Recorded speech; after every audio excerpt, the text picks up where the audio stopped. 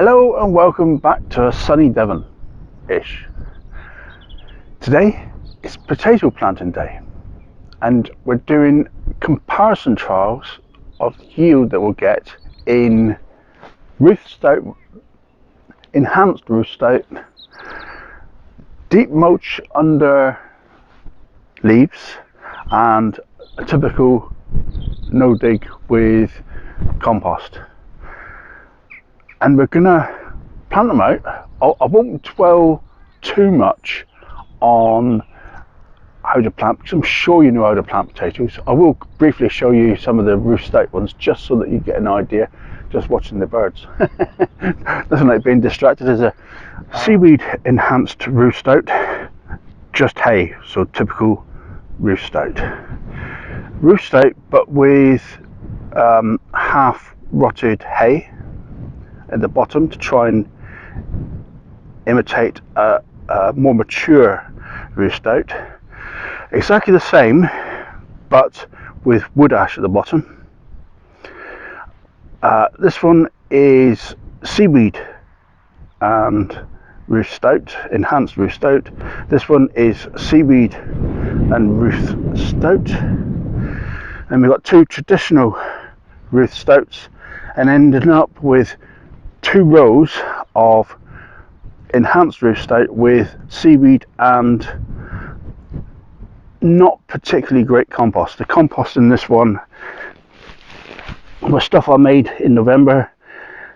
It had too much hay in again. I've learnt my lesson. Hay is not the best for rotting down, and of course it's got seaweed in it for the nutrients. Let's see how they all perform against it. I'm gonna be over here. I'm gonna have 1 row in the deep leaf litter and then 1 row on the bed that's newly exposed because I have taken off the tarps in one small section, and I'll be putting compost down and compost, and we're going to do basically the traditional, well not traditional, the no dig version of planted potatoes. So I've got 4 rows of Charlotte going across, 3 rows of Kestrel, 3 rows of Desiree, 2 rows of King Edward, and then a row of Rooster at the end in each of the rows so that we can make direct yield comparisons. So in case you don't know, the Ruth Stout method is just taking a potato or a plant, poking a hole and then covering it up. It's as simple as that. In the Ruth Stout method, it's just poking a hole and covering it up. The potatoes will make their way through this mulch easy enough. That won't be a problem because it's not a heavy covering.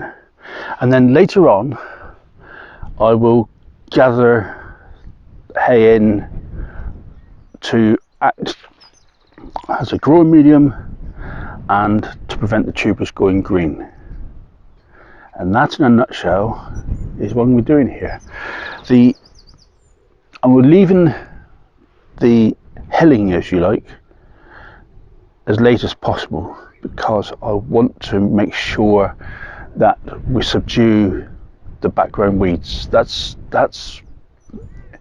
one of the prime aims of this Ruth Stout method for me, was to used in the dual function of fertilisation and subdue the weeds.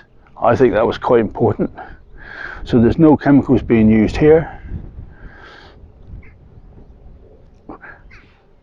no herbicides, no insecticides. There'll be 0 fertility applied in the form of either organic or non-organic fertilizers. No manures, just what I've gathered from this field and from the sea, obviously the seaweed.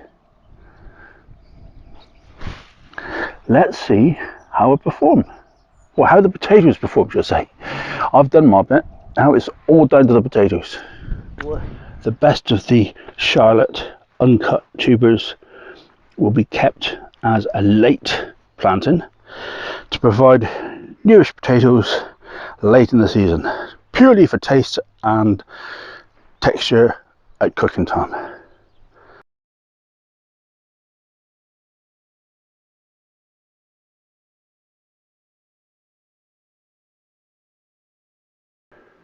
This whole field has a severe compaction due to machinery from the past usage, so I need to relieve the soil pressure a little bit, and I'll do that by forking over it. I haven't laboriously shown you me doing it all because I went over the entire bed, but I'm sure you get the idea. It's similar to the American broad forking, but just with a normal garden fork, of course. The first inch of soil goes over the tubers, nothing more than that. This compost is nice and fertile. It's been hot compost and then improved with additions of comfrey and vegetables to rot down within it to provide a good basis of fertility for the future. However, I am still adding a layer of seaweed. In the end, I put on 2 bags of seaweed on this area. A bag of seaweed is hard to quantify because it condenses so much from these sacks, but enough to produce a nice little layer over the top. Then over the top of that goes the final layer of compost, taking up to say about 3 inches of compost in a hilled manner. It's hard to describe. But basically giving a good little depth over the tubers to protect them from frost and to provide a good fertility base.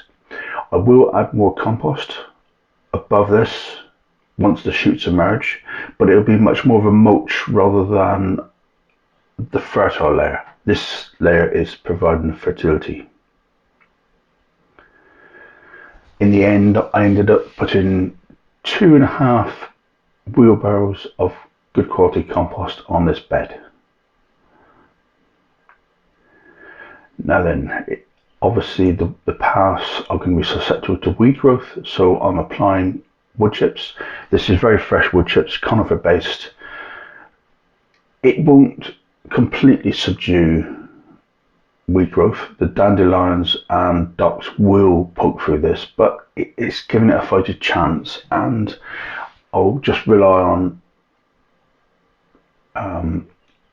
constant picking of any growth to subdue those plants on the long term. Well, that's all that from me this week. Thank you guys for joining me and watching me plant the potatoes. Slightly different than normal, I think, in this glorious Devon weather. Thank you very much for joining me, and see you on the next video. Bye for now, guys. Have a great week.